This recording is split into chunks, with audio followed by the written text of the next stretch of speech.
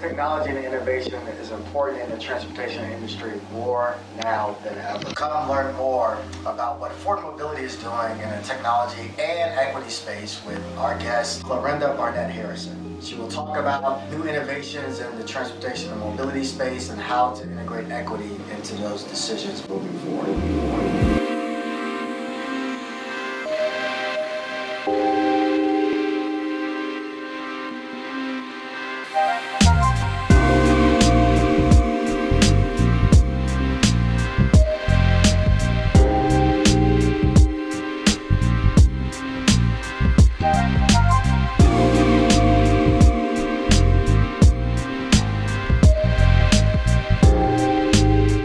Welcome back, everyone, to another great episode of the COMTO Colorado Lit podcast. Lit stands for Leaders in Transportation, and we have another great guest for our upcoming interview for the COMTO Colorado Lit podcast. Again, our podcast is set out to ensure that we hear from some of the best and brightest minds in the transportation industry, and I have somebody here today who I think I'm excited about hearing from, and is an exciting and unique, talented person in the mobility space with a focus on technology. And so we traditionally hear a lot from our public sector leaders, and we can now have the opportunity to hear from somebody who's deeply immersed in the private sector world around mobility. So I'm very excited to bring to you today Ms. Clarinda Barnett-Harrison, who is the head of equity and inclusion for Ford's autonomous vehicles and mobility business line. And so Clarinda, welcome to the COMTO Colorado Lit podcast. Thank you, Eulois. Thanks for having me, and thanks for such a lit introduction. Yeah, absolutely. This is what we do. So great to have you here. And I'm looking forward to the discussion, but let me allow you to kind of explain a little bit more about your background, your professional positions that you've had over your career, and we'll jump into some great content here. But explain to the audience a little bit about yourself and how you got to your current position. Yeah, so I always like to start with where I grew up. I grew up on the east side of Detroit, Michigan. And if you know anything about Detroit, you know that there's a rival between the east and the west side, which is not important to dig into today. But, you know, Detroit is like many other urban core communities around the nation in that there was a disinvestment in housing and transportation infrastructure, in our case anyway, in education and the like. So many systemic issues that I was living through during the 80s and 90s when I grew up. And as I came of age, I started to notice, hey, something's not right here. And I feel like that was my early entree into urban planning. I didn't really understand why things were the way that they were, but visiting surrounding suburban communities and seeing the difference in investment and how things function let me know that it didn't have to be that way. So fast forward to me being an undergrad, focusing on liberal arts, but really honing in on economics. My very last semester, I sort of had this existential crisis where I'm thinking, what am I going to do with the rest of my life? And I happened to have one more econ class that I needed to take to graduate. And it actually was a cross between econ and urban planning. And the class was called Urban Economics. And it was like, suddenly everything made sense to me. I was like, that's why my neighborhood is like that. It's not the people, it's the systems that are in play that made it this way. And that's why this neighborhood looks a little different. And unfortunately, the common denominator there was race. And so I went on to grad school and decided this is what I'm going to do. I'm going to be at the table where these decisions are made to make sure that people like me, whether it's my identity as a woman or my identity as a Black person who grew up in an under-resourced community, would be at the table, and that perspective would be factored into policy, initiatives, programming, and ultimately, as where I am today, into product design. That's awesome, and I really appreciate the path that you've taken to kind of understand your purpose right? Because that's the most difficult thing a lot of us have, is that we get into something, and especially when you're an undergrad and the like, and you're trying to understand, again, how do I take all this work and all this education and apply it in an impactful manner? And so it's great that you kind of stumbled on this industry as a part of an individual class that you took, which is urban economics, which is a fantastic class. And I think it's something that hopefully should be taught throughout the university system, because it starts to explain, how things came to pass. It wasn't just by happenstance that you had certain communities that were disinvested in and end up having urban decay and the like, and understanding how marketplace, how local macro and micro economics impact outcomes for people. And so it's been a challenge nationwide, but specifically within some of our urban centers. That's awesome that you took that, and now look how you're applying it to your current role. I'm sitting here, and just to let the audience know, we usually have our Lit podcast in a fantastic, beautiful studio here on the premises of this city and county building here in Denver, Colorado. But we unfortunately had, about 2 weeks ago, a little mishap in our studio. We had one of our water main lines actually burst, and we had some flood damage in our studio. So we're building this as we fly. We're actually in my office here within the building, but we're still making this work. Well, Eulois, you have a nice office. Yeah, appreciate it. Yeah, I had to clean it up and make sure it was good for this, and good for you, Clarinda. So, but one thing I have on my desk here is a book, and it might show up right, but it's a book called A Testament of Hope, and it's the essential writings of Martin Luther King Jr. And I was sitting there reading this earlier, and there's a quote that I'm going to use from one of his speeches and essays. And it says that the economic highway to power has few entry lanes for Negroes. Now, this is the time back in the 60s where he's using that term.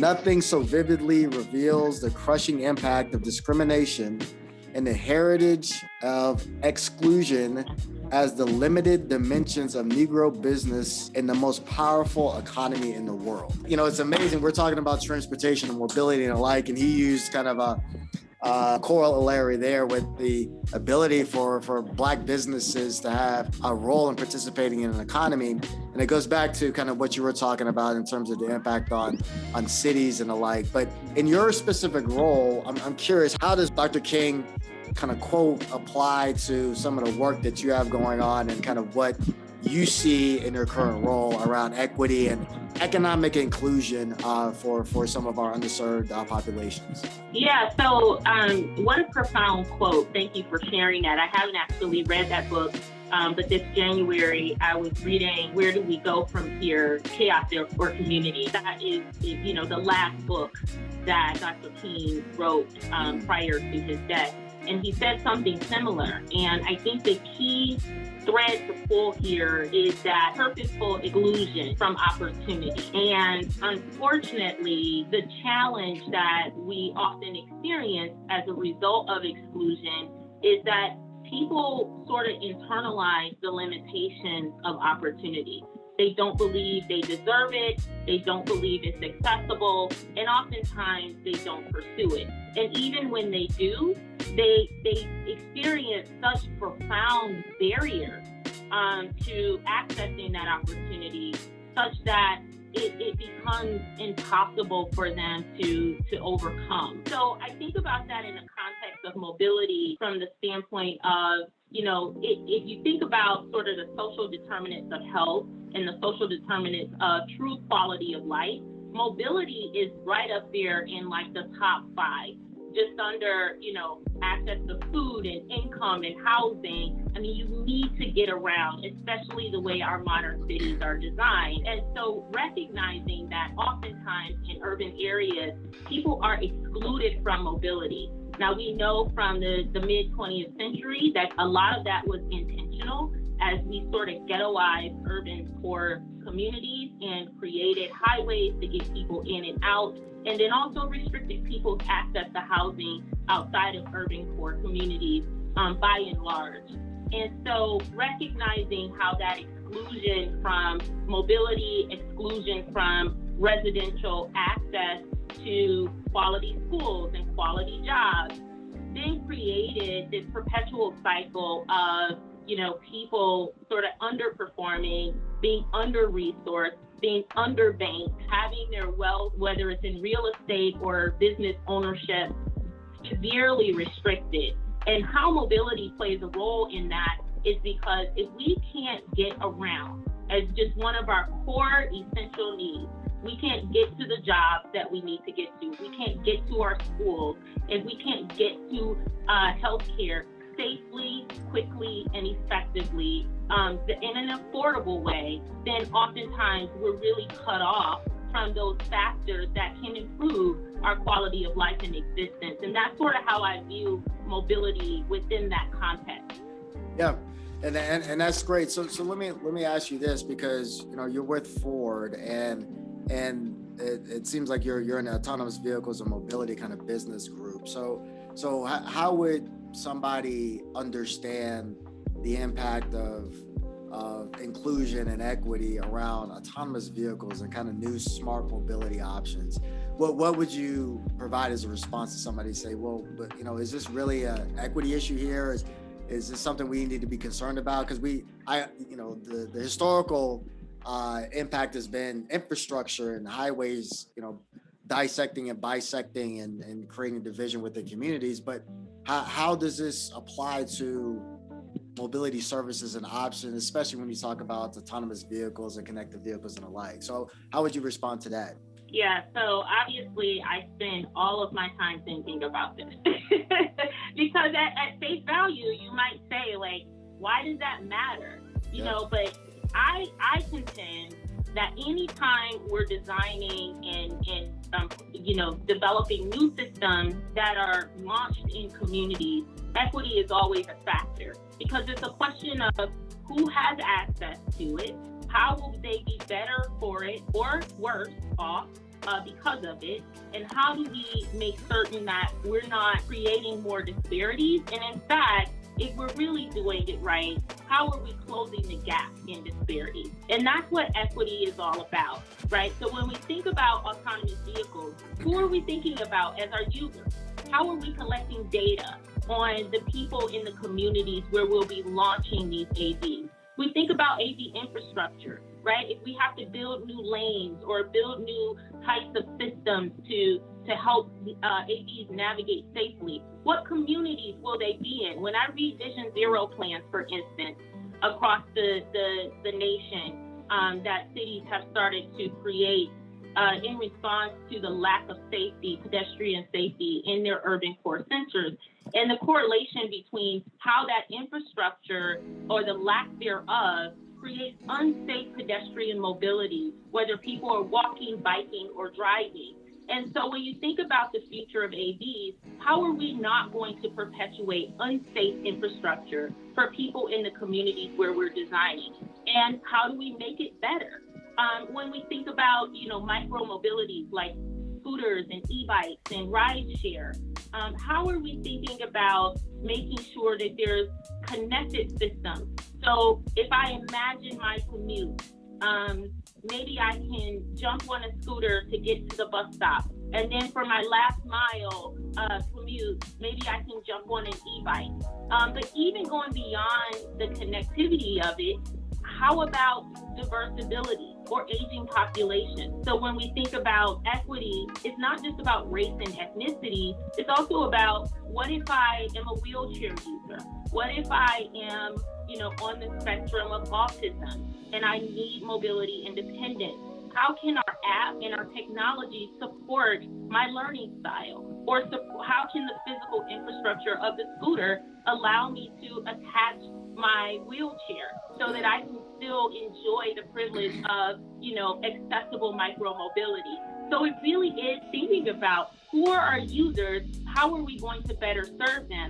And I'll say this, Eulois, if we don't think about it, we're going to impact it anyway. So which side do we want to land on, right? We want to land on the side where we're being intentional and we're providing a net positive impact to society. Impact to the end user, like you mentioned, sometimes is an afterthought, especially on the public sector side. And I think one of the benefits of the adaptive nature of the transportation industry is that you should be learning from bad planning and design decisions that occurred in the past, so you don't repeat them moving forward.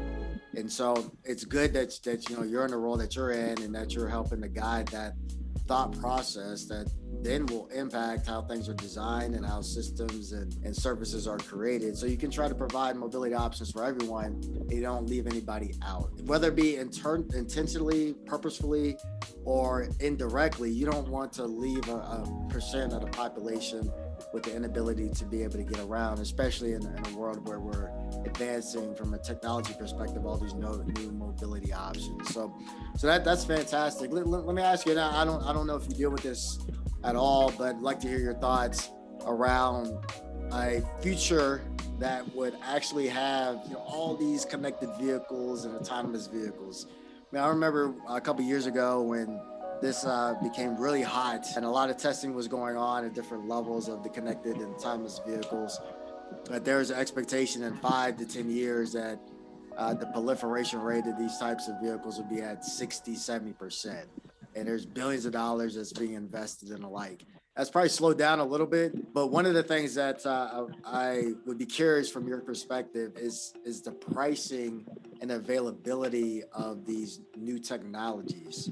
Because I oftentimes kind of remind people that we don't want to create a technology barrier that was similar to the barriers that the road and the highway or the railroad connected to again, separate communities. So some of that has to do with maybe pricing of the product and services and the like. Is that something that gets kind of brought up into your conversations? And then piggybacking on that, like how can public sector or cities help with figuring out that these new technologies are made available to everybody and working with private industry to bring that to bear? Yeah, so on your first question, absolutely affordability of the products and services is often brought up. And the basis of that is, the cost associated with actually producing that good or service. And so if obviously in the private sector, we hear this often, the goal is to profit, to bring new technologies and new innovative, product design to the market in a way that is going to, make the company competitive. But as we think about that, affordability is a great barrier to access. So I'm really proud of work that our subsidiary Spin has done around thinking about equity from top to bottom in their company and thinking about what does affordability look like for our e-scooters. So they change things like, if you're not banked, how do you access it if you don't have a bank account that you can link it to? If you don't have a smartphone, how will you be able to access the scooter if you don't have an app? So they've really spent a lot of time in building out an equity use case that really talks about affordability as one of the key principles as to making sure that this is a service and a system that is accessible for many people across that affordability range. When we start talking about autonomous vehicles, it gets to be a little bit more challenging, especially since that's something that's still in development. There's a lot of investment going into the safety, the design, the in-vehicle experience, all the things that are necessary in order to bring that kind of product to market in a way that meet some of those core requirements around safety and functionality and usability. And that's costly, and therefore the price point, I imagine, could be higher. But I think that there are conversations about, even still, with affordability being a challenge, how can we make that more accessible? And I don't know the answers. This is, because we're on the emerging end of all of this, the encouraging thing is that these are conversations that are being had. Our employee base continue to push on this, which I'm really encouraged by, because they're like, this is important. How are we going to make this accessible beyond, just the typical user who's higher income, who, doesn't have concerns about their ability, or don't have concerns about their safety. And so those are things that are definitely being considered in the AV space. But I don't know that we have all the answers just yet. Yeah, and that's great. The biggest thing I think at this point is making sure that the conversations are occurring and there's a recognition that as you move forward with bringing some of these new technologies to market, that you are considering, again, the user and the accessibility from a affordability standpoint, and making sure that all these things are being considered, and working with cities to make sure that we treat this new form of mobility as a true option that's available to everybody. So it's heartening to hear that this conversation is happening, especially with private industry, which, to your point earlier, it's really, when we get into the private world, it's about bottom line, and it's about profits. And so sometimes these other kind of impactful scenarios don't get as much attention. But I think, again, people like you in your position can make sure that those conversations are happening at the right level. It's great that the employee base there at Ford is engaged in those conversations as well. Absolutely.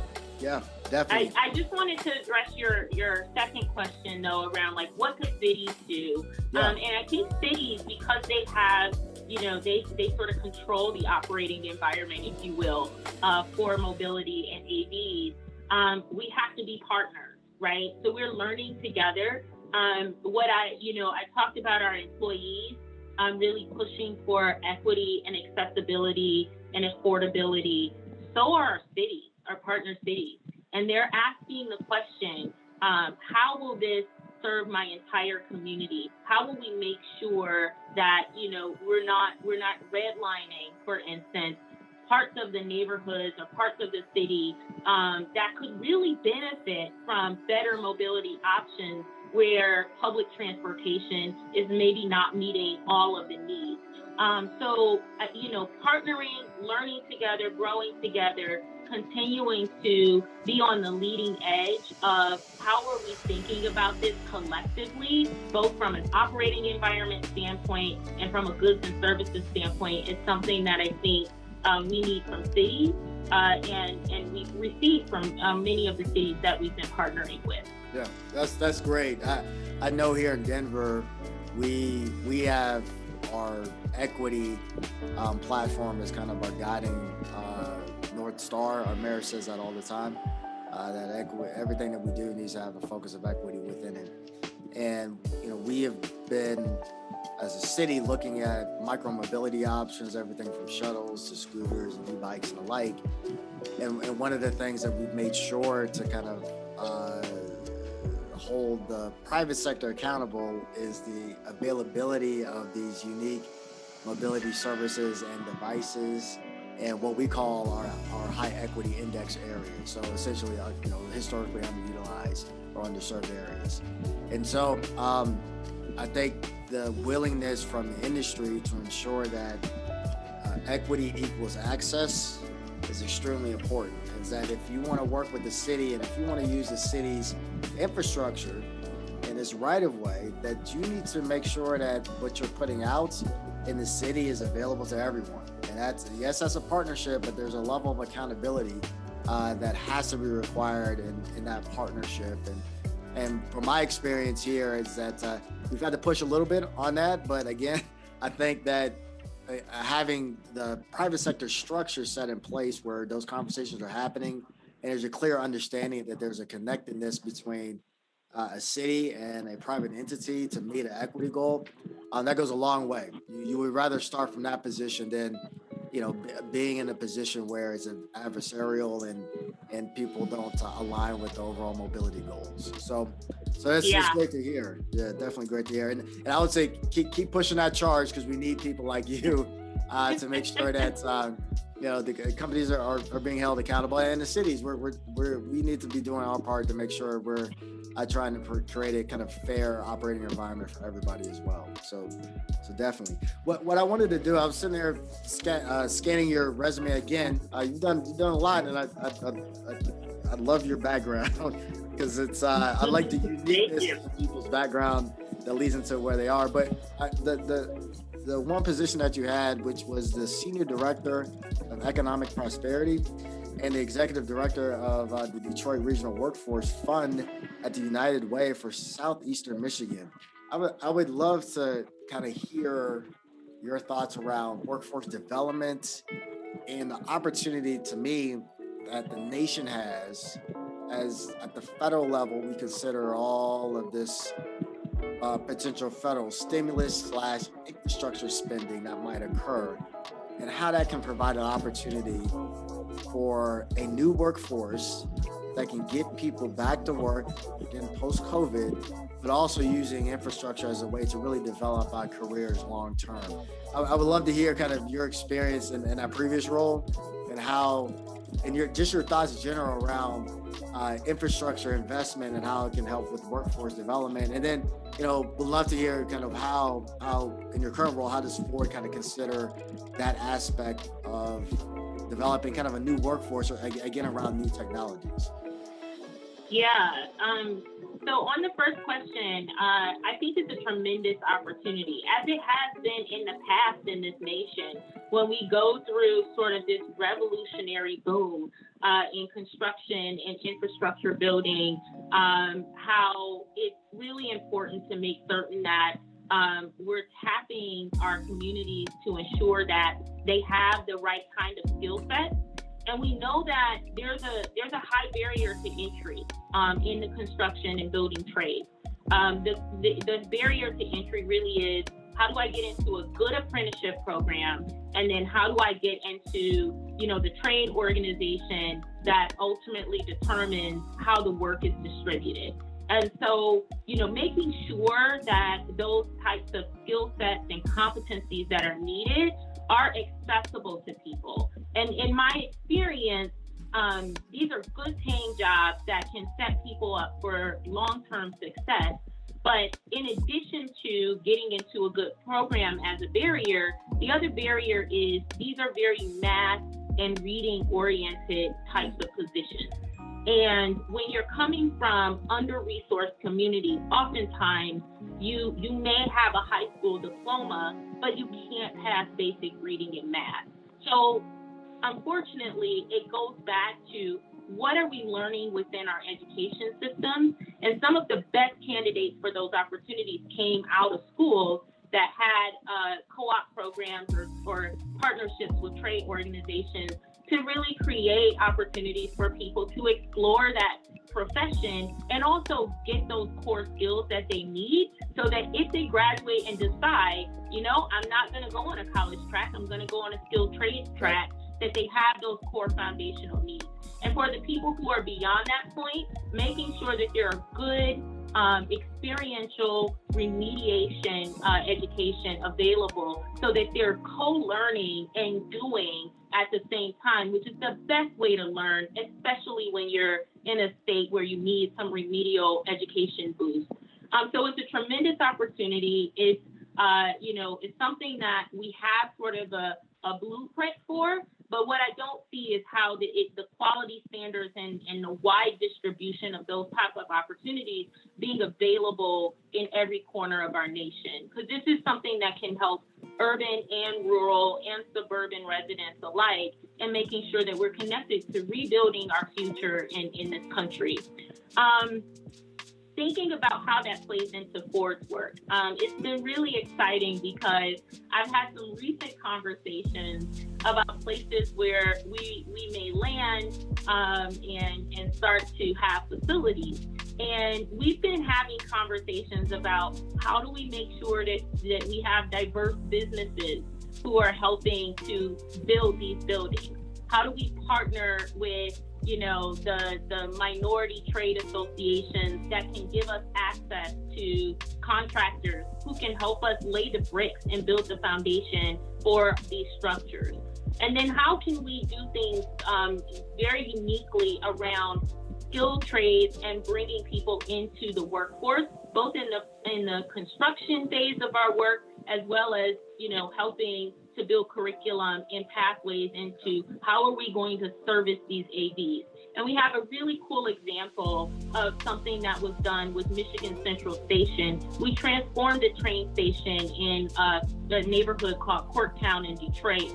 This is a early 20th century train station, as grand as the Grand Central Station in New York. But in the 80s, it went out of function and fell into severe disrepair. Ford purchased that building a few years ago and has started to develop it.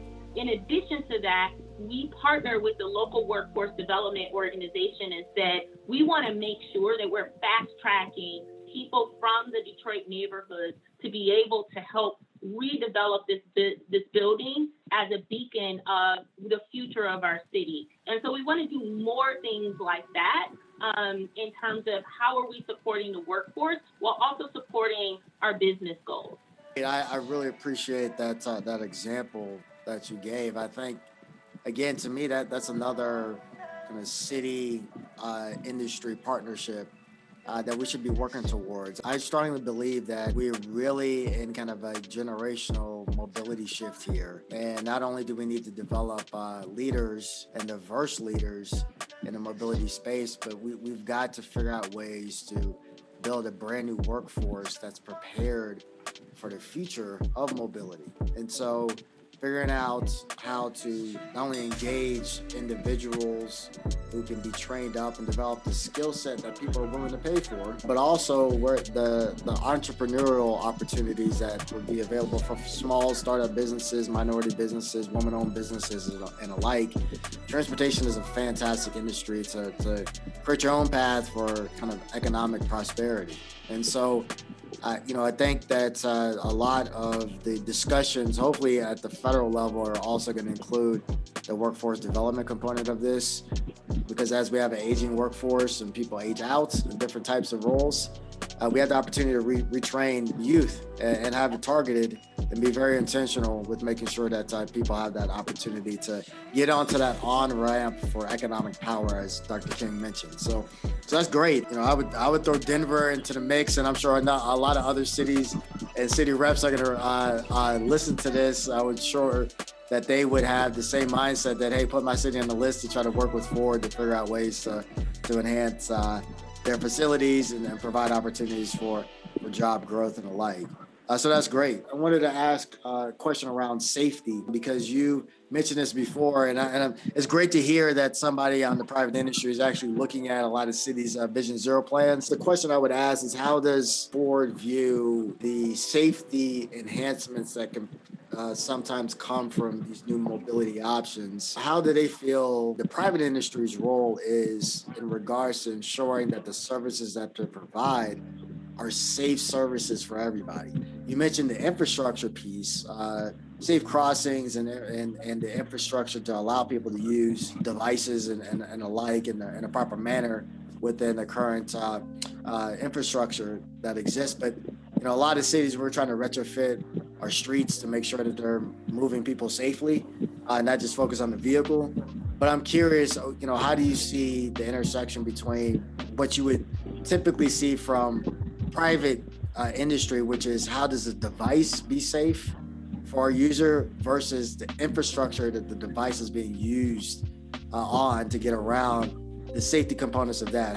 What are better ways that we can kind of make that intersection happen? I think it starts with our data, right? Like, we collect a lot of information around the usability of our goods and services. And we also evaluate traffic patterns and hotspots within cities as we're thinking about our own design and product planning. And out of that, I have a really amazing colleague who's also an urban planner, who developed a product that we have now called Safety Insight. And our first customer was the city of Windsor. And basically, it really is about developing a healthy data exchange to better inform, not just how we're deploying our services and our goods, but also just helping to inform better transportation planning overall within cities. So I would encourage anyone thinking about how does safety come into play, recognize that we need to know what's happening. We need to know where those collisions are happening or where pedestrians aren't safe. And our part in that is how do we find ways to create opportunities to partner with cities, to share that data, to learn from, the evidence that the cities might have, and to solution together around what does safety look like, whether it's the on-the-ground pedestrian experience or whether it's someone in a personal vehicle or an AV or anything else that might come about in the future. Most cities are trying to understand how to use data, big data, to make their infrastructure not only more safe, but also more efficient. And we're here in Denver, as an example, we are blessed to have a federal grant that's actually testing out devices, IoT devices that we're affixing to our infrastructure to be able to detect pedestrians, bicyclists, and have that detection be able to speak to somebody who's driving around in a vehicle, regardless of who the manufacturer of that vehicle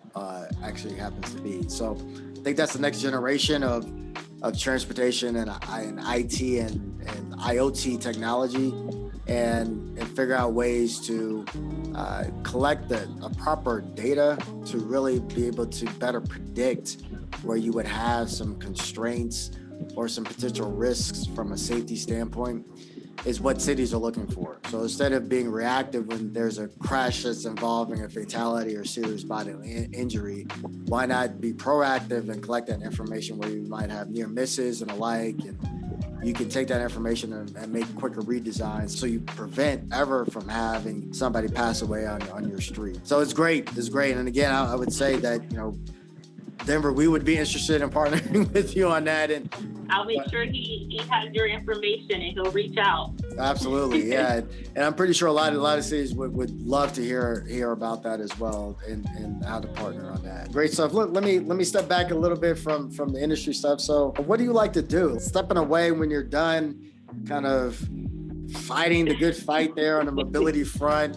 What's something that you do just personally that helps you kind of detox a little bit and keeps your mind right? What are your hobbies? What's fun in your life? I got a mean record collection of world music. I got a little Fela Kuti in there, okay. A little reggae. So things that kind of get me in the spirit and feeling good. And I'm not at all a great dancer. It's not true what they say about us. But I love to dance. And so if I put on my record, my family and friends call me a fancy dancer. And it all the irony in fancy, because it's not fancy at all. But if I can just hear some good music, I think music is a universal language, and I quite enjoy it. I also do a lot of volunteering in the arts. I sit on two of our art institutions board, both the Detroit Institute of Arts and the Detroit Historical Society, where I'm a trustee. So really making sure that we're contributing and that those very old, early 20th century institutions begin to widen their purview around Black creators and other creators of color. And then I also have two businesses, but one in particular is a design collective called Rivet Design Collective, and it is focused on people within the visual arts and design field who are people of color, whose voice often isn't elevated. A lot of creators had, great years in 2020. Everybody wanted to get down with the Black folk, so they were like, hey, let's feature you, let's talk about you. But I'm proud to say that my business partner and I was elevating voices, at least in the Detroit community, with creators way before it became in vogue, and we'll be doing it long after. But I try to use some of my enthusiasm around music and the arts to both support creators of color and to support young people. So I also sit on a board called Teen Hype, and I quite enjoy working with the board and helping to create experiences for the young people to tap into their own agency and create and lead and ultimately set themselves up for the best possible future. You're doing a lot, so I do a lot. Yeah, that's great. I love the connection between the music piece and the arts piece, and think that a lot of cities are trying to do a better job in I would say beautifying their public spaces and their streets, and you do that through art and working with folks that can help curate some very unique spaces that make them attractive and make them ones that people want to spend time navigating and traveling through or traveling to. So I think it's all intertwined, and that's great. That's awesome that you're giving back in that regard. And the fact that you're stepping up and doing a lot of leadership roles and like sitting on boards and running organizations. You know, this podcast is called the Leaders in Transportation. And so I always love to ask, well, what type of leadership ideas or thoughts or pieces of advice that you would like to share from your experience and really help the future generation of leaders really understand what it's going to take project ideas and bringing them to bear through helping people and through helping their staffs and people that report to them and the like. So any leadership advice that you have for our viewers here? Don't limit yourself, right? Like, I'm a trained urban designer, urban planner, but as you called out different positions on my resume, I've worked in so many different capacities, both as a traditional urban planner and in other capacities as well. If you bring forth your own competencies and you're able to speak to them with a level of certainty around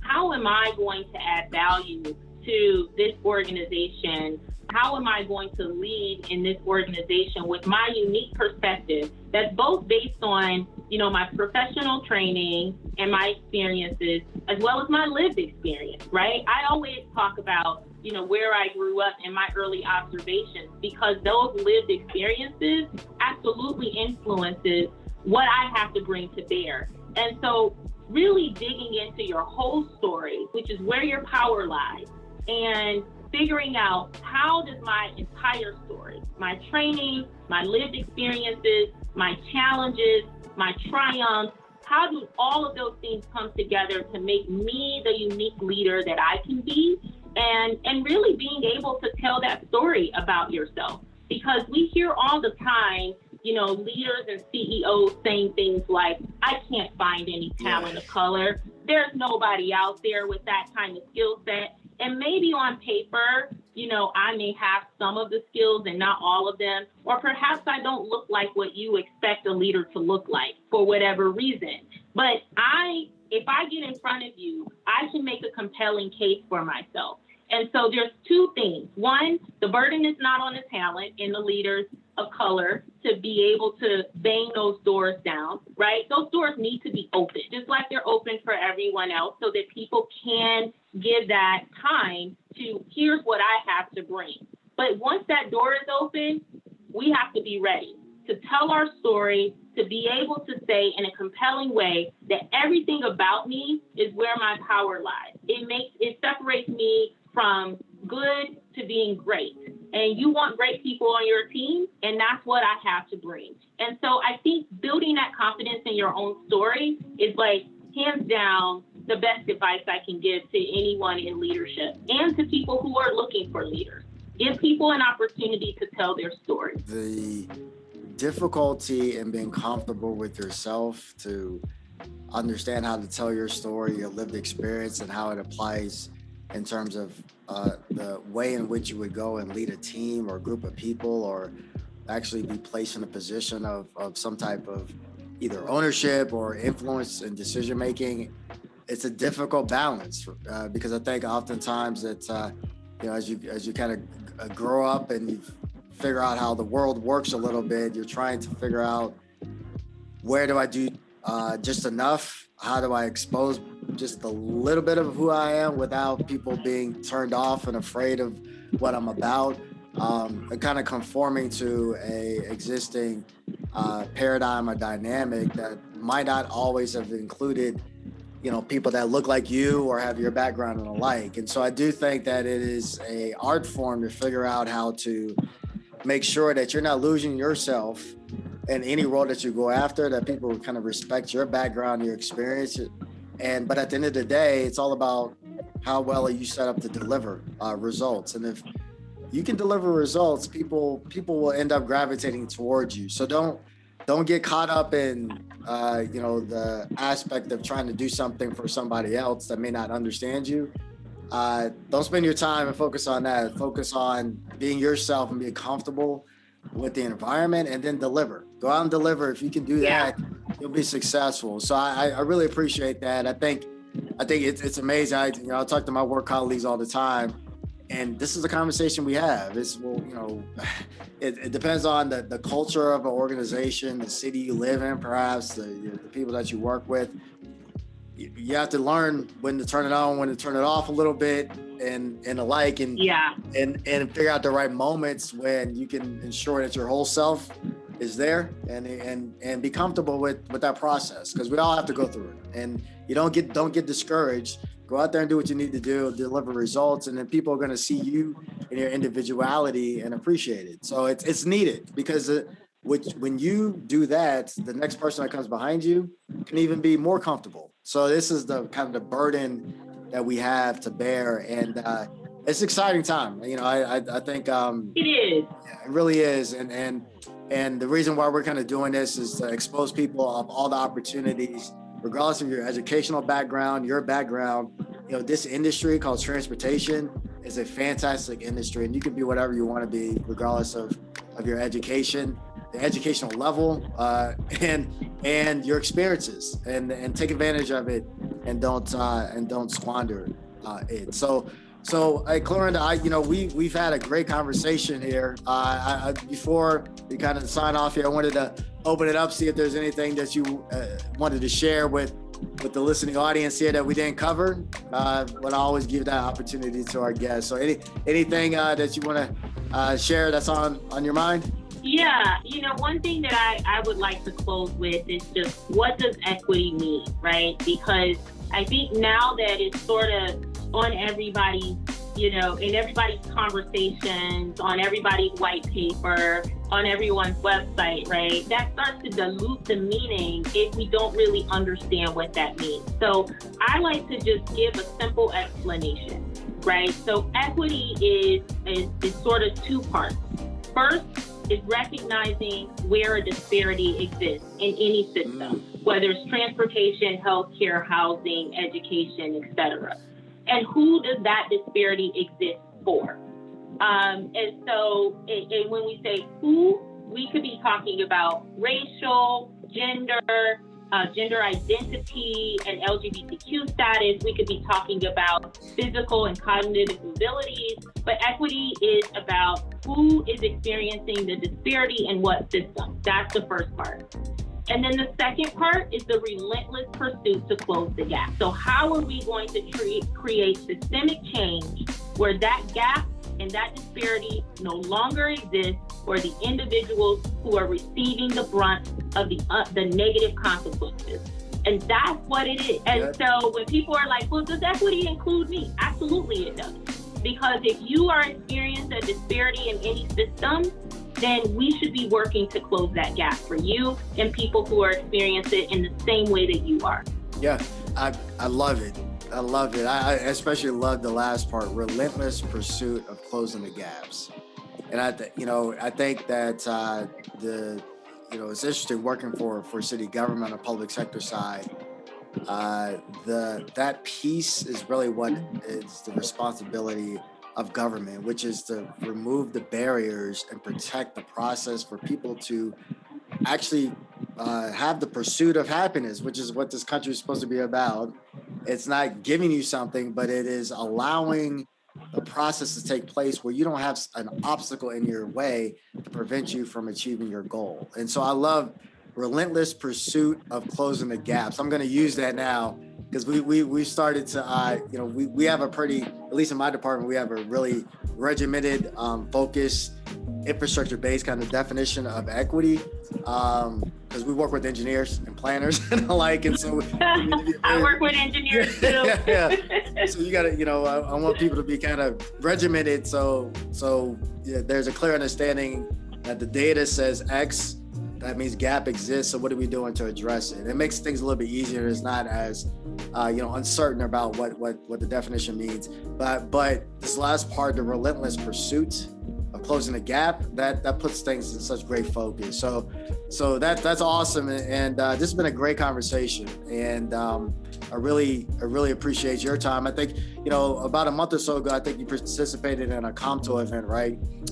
With the I did, yeah. COMTO Colorado with the Department of Transportation and Infrastructure around equity and mobility. And I can tell you, you're impressive there. With that event was probably one of the most well-attended events that we've had around these type of issues. So I appreciate all of your insight and the great way that you explain things. You've done an excellent job here. Definitely looking forward to working with you hopefully in the future, and hopefully other cities as you hear about the great work that Clarinda is doing, know that she's available. And I think you have somebody that can help kind of promote the connection between private sector, especially in the mobility space, and the public sector interest. And so exciting time. Great to have you and your leadership and your role. And this was a great conversation. So thank you very much. Thank you, Eulois. Thank you for having me at both events, and happy that it was received well. I appreciate participating. Absolutely. Got a lot of great feedback. So that's why we decided to have you here. I got to have Clarinda on the COMTO Colorado Lit podcast because I need to talk to her one-on-one. So it's great stuff. So everybody out there, thank you for your time. Thank you for watching today. This wraps up another episode of our COMTO Colorado Leaders in Transportation podcast, otherwise known as COMTO Colorado Lit podcast. And again, remember, COMTO Colorado is here to help you build, organize, learn, and earn your way to a great transportation career. So with that being said, thank you, Clarinda. Thank you for your time. Great interview. And then to the rest of our audience, you have a great day. Take care. Thank you.